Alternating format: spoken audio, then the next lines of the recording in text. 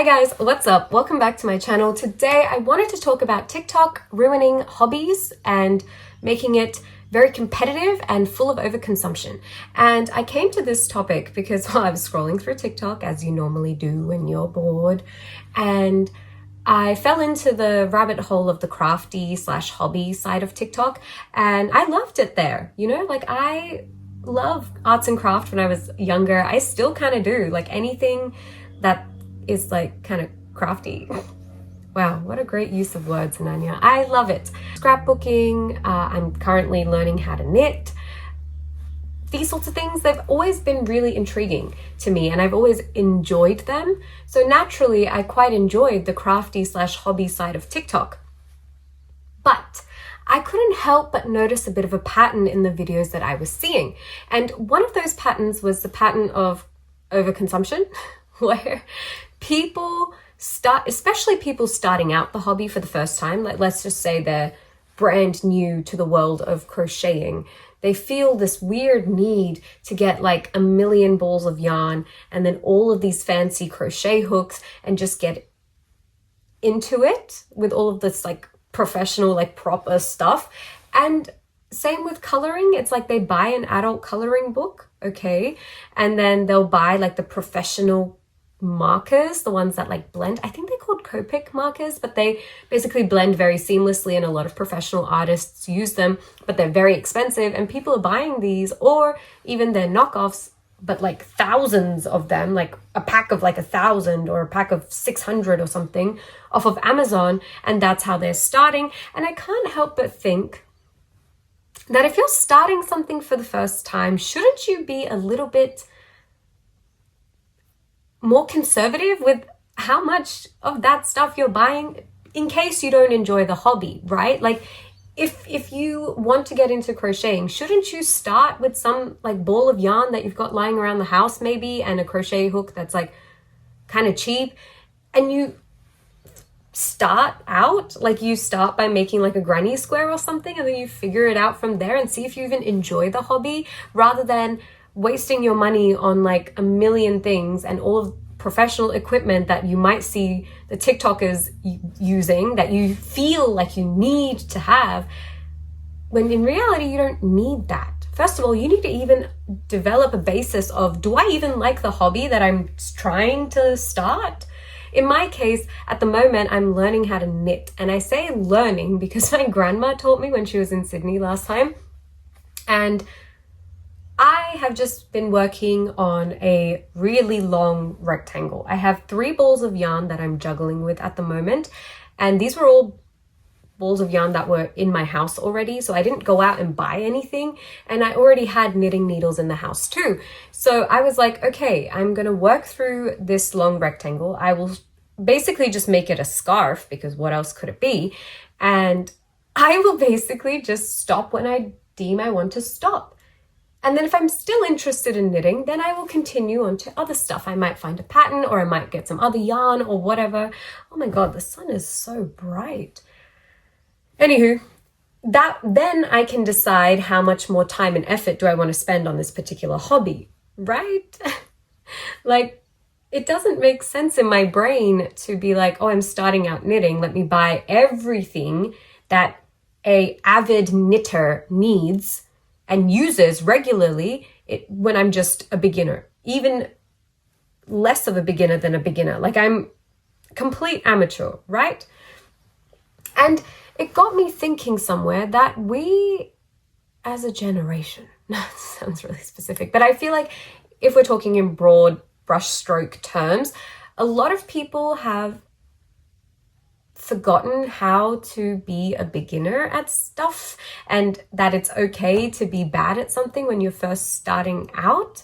And I kind of agree with that sentiment for myself as well. Like, whether it's a hobby that you're starting out for the first time, or it's a hobby that you're restarting after like multiple years of not doing it, it can sometimes feel daunting to be in like the beginner section, especially if you're older than the other people in that class or in that group or something like that. I understand that. That's totally valid. I can relate to that as well. I sometimes feel like, oh my God, I'm so old and all of these people are younger than me, yet they're better than me at whatever it is, right? But somewhere I feel like we need to allow ourselves to just be bad at it. Because one, the amount of character and personality development that comes from just allowing yourself to suck at something is one thing.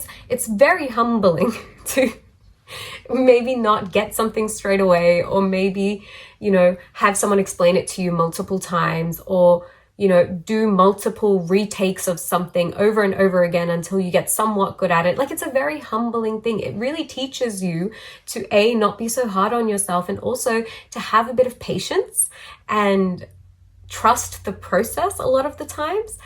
Because I know for me, a lot of times I don't want to start new things because I don't want other people to know that I'm bad at something, which is such a toxic thought to have. Because I have never once, like, let's say if I'm good at something, what am I good at? Who cares? We're not going to go into specifics. But if I'm good at something and somebody asks me, hey, can you teach me how to do that? I'm not going to judge them or give them shit for being bad at it when they're doing it for the first time, right? That's really mean. Nobody does that. So I don't know why we do that to ourselves, right? Sometimes we are our own worst critics. But in the case of TikTok, obviously a lot of influencers are trying to push their particular brand deals. Maybe they have sponsorships and ads that they need to push onto you to make a commission, right? And that's why they say that, oh, if you're getting into coloring, you absolutely must buy these markers because these markers are the best markers on the market. It's like, are they really the best markers on the market? Or do you just have a sense of duty to sell them to me so then you can make a commission? When in reality, you can go to the shop, go to the arts and crafts section in the shop and buy like a pack of textures, and they will work just fine. And it's just a case of you have to be willing to be bad at it, and also just see if you truly even like that hobby. I mean, I want to knit. I also really want to get into sewing, but I'm trying to tackle one thing at a time. I'm like, okay, first we'll get the hang of the knitting first, and then I will think about sewing, because I really like the idea of making and fixing clothes, in the sense that if I want something that I can't find, I would love to just be like, oh yeah, I'll just make it. Or if I go thrifting and if I see something and I want to fix it or adjust it in a certain way, I want to be able to do that. Or if anyone around me is like, oh my God, my jeans are too long, I need them hemmed, I want to be able to help them like that. I want to do this stuff. But that's the other thing, right? Like, I'm not going to throw myself into 5 different hobbies at once and just suck at everything. I'm going to a bit of time to the knitting, get a little bit better at it, maybe a level of confidence, a sense of, okay, this is becoming sort of muscle memory with my fingers and my hands now. And then I would think about doing something else. And even then, when I thought about sewing, I was like, I was thinking of asking either some of my aunties if they have a sewing machine I could borrow, or even going to the second store, like the op shop, and seeing if they have sewing machines there and buying a used one, rather than going straight into it and buying like a full-on proper sewing machine, because it just doesn't make sense to spend that much money on something when you don't even know if you're going to be sticking to it for the long run. TikTok has just made everything so full of overconsumption. That's one thing. And also overly competitive. Like, what do you mean you started crocheting 2 days ago and you've already made like 3 jumpers and 5 cardigans? I mean, that's crazy, right? I think that's the other thing I've noticed, is not just with crocheting and coloring, but also reading. I love reading, but sometimes I fall into reading slumps where I don't touch the book for weeks, right? I hate to say it, but at times I don't even touch what book I'm reading for weeks. And I can't help but feel really bad when you go onto TikTok and you see those girls who read like 2 books in a week. And a part of me is like, first of all, are you even retaining any of the information that you're reading? And second of all, why are you making me feel bad for being a slow reader and for being in a slump sometimes? It's totally natural to be in a slump. Why am I watching your video and feeling bad that I haven't read 14 books in the last month? I mean, it's weirdly competitive. And they put these labels on you being like, oh, you're not a reader unless you read like one book a week, which depending on the size of the book, the contents of the book, I don't know, everything. There are so many variables. Not everybody can read a book in a week. And I personally can't read multiple books in one go because then the stories start to merge together. So for me, if I'm reading, I need to do one book at a time. I can't just read. I think that's how so many people on Book Talk get multiple books in a week, is because they're listening to an audiobook, they're reading 2 books at once. I don't know. I just don't, that's the only way it could possibly make sense. And for someone like me, I can't do that. I can't read 3 books in one go. It doesn't make sense to me. And I'm not in competition with anyone.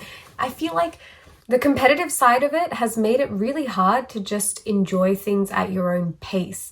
Like as a person, if I'm sitting down to do a hobby or read a book or anything, I shouldn't be thinking, oh my God, there are people who have read like 50 books already and I'm still stuck on this one book. It's not a competition. It's not a competition. That's basically it.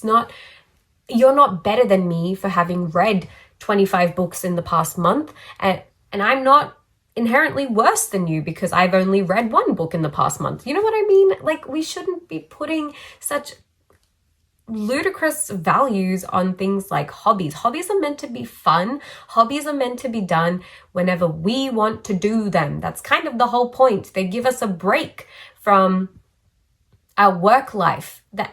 The whole idea is that you do it to allow yourself to relax, unwind. You find it enjoyable. You do it for fun. It's something that just gives you joy. Why are we putting these criterias on it that, oh, you can only be a knitter if you have knit this many things, or you can only consider yourself an avid reader if you've read like 27 books so far, or you can only call yourself a colorer if you have an artist, I guess.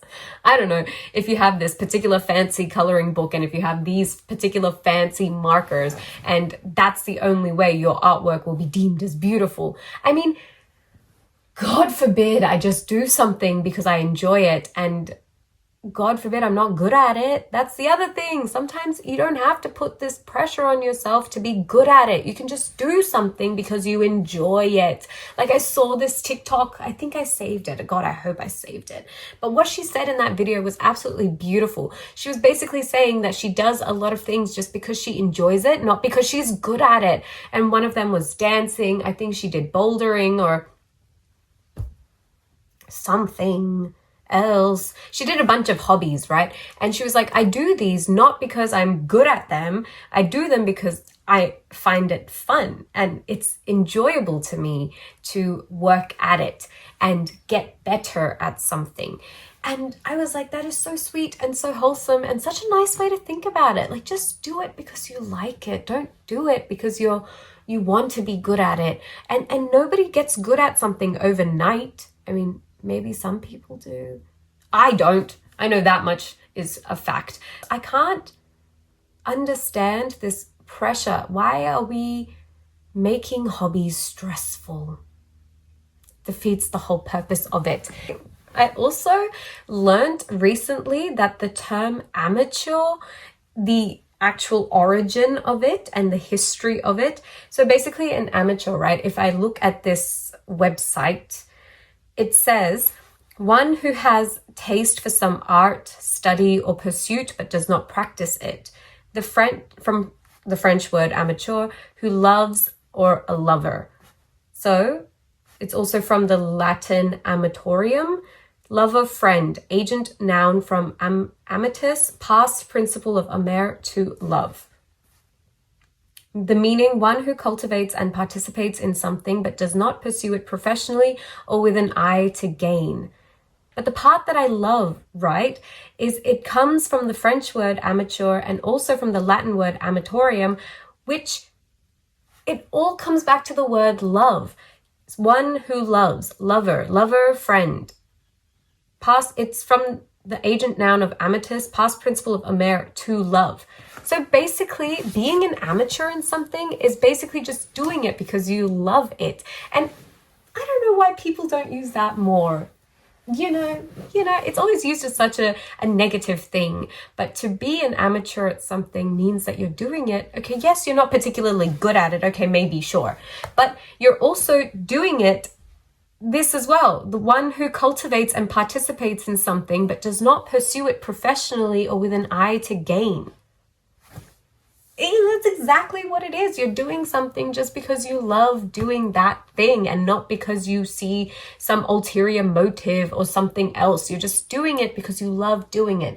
And if you're bad at it, then who gives two shits? Just do it because you enjoy it. And that's how I feel a lot of the times. And I need to allow myself to feel that way a lot as well. I'm working on it, I'm constantly looking for new things to do around the city as well, because I'm like, there are so many hobbies that I want to try. Like, I really want to get into pottery and I want to learn how to draw. I can't draw to save my life. I've been shit at drawing. The things that I'm like, oh, I want to try, and I want to get past this block that I have in my brain that, oh, I can't do something because I'm not good at it. It's like, well, just do it because you enjoy doing it. Getting good at it comes later, right? That comes from practice. That comes because you like doing it. You love doing it, so you do it so much that you become good at it. That's how it works, right? So I also just want to do pottery because I'm lesbian stereotype. I saw this thing online where it was like, either you're a rock climbing bouldering lesbian or you're a pottery arts and craft lesbian. And let's be real, I'm not going bouldering anytime soon. I mean, maybe, no, I'll do it once, but I don't think I'll particularly be good at. Oh, see, this goes back into the whole thing. I don't know. If the right person asks me to go bouldering, maybe I'll go bouldering. I don't know. But for the most part, I'm really keen on pottery because I freaking love mugs. And in my brain, it's like, if I can just make myself the mug that I want, then the world is my oyster at that point. And drawing, I love the idea of just seeing something beautiful and putting it on paper. Like, if I'm out traveling, those cute little videos that I see on TikTok of people like scribbling in their little journal and they're just drawing what they see. I wish I was one of those people, or that really sweet girl who goes to cafes and she draws what she orders from the menu and then she shows. So cute. I wish I could do that, right? And I got tired of just saying I wish I could do that, and I'm like, I want to start actively trying to learn how to do that. So that's what I'm going to try and do. I'm trying to put myself out there. No, I want to allow myself to be bad at something and just do it because I enjoy doing it, which is so hard because I am a bit of a perfectionist and I hate the idea of people seeing me be bad at something. But again, like I said, I would never judge someone. If I'm good at something and somebody asks me to help them learn how to do it, I'm not going to be mad at them or be like, oh my God, they're so weird because they're bad at this particular thing. Of course not. That's mean and that's rude, and nobody thinks like that. So I need to stop thinking like that for myself. Yeah, that's basically all I wanted to discuss in this week's video. Let me know your thoughts in the comment section down below. Do you also think that TikTok or social media in a whole is making hobbies all about overconsumption and making it far too competitive? Let me know in the thoughts, in the comments down below. And also be sure to like this video and subscribe to my channel. And yeah, I think that's it for this week's video. I'll see you guys all in my next one. Bye.